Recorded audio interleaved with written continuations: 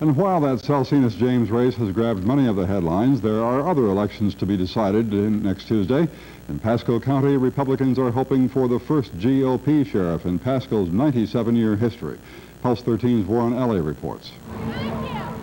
When it comes down to issues, there isn't much difference between Democrat Eddie Hines and Republican Jim Gillum. Both advocate reform in the Pasco Sheriff's Department, which is bitterly divided after a series of political corruption indictments against its leader for the last 7 years, John Short. I was an inspector with the city of Tampa.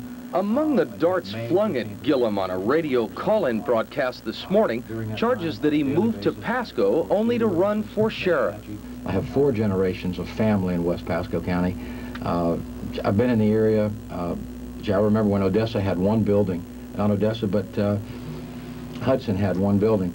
Although John Short is no longer a candidate, he's still very much an issue in this campaign. In fact, the Republicans have just launched a series of television commercials aimed at hitting the Democratic slate with a brush dipped in John Short's troubles.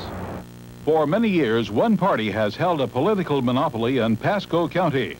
The results have been indifference, incompetence, indictments, and scandal. The Democratic Party has gotten together. There has never been a Republican sheriff in the past 99 years, and they won't be come November the 6th. We will win this election. We do all that we can to make sure people go. While Gillum took phone calls in Newport Richey, Hines was rubbing elbows in Tampa with the state's most prominent Democrats at a unity rally.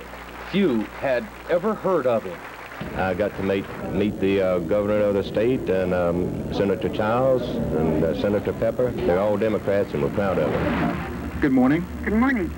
Mr. Gillum, do you have any idea why your opponent refuses to debate you? I believe that my opponent refuses to debate is because the issue that my opponent had prior to the campaign was running against John Short.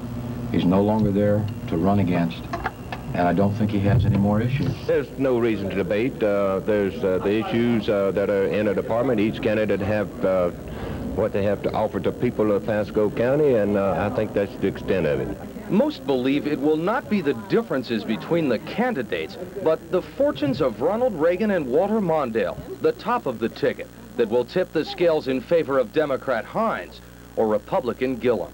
Warren Ellie, Pulse 13, Newport Richey. And the presidential campaign battles are in the final stretch as well. We have reports now on both President Reagan's and Walter Mondale's day.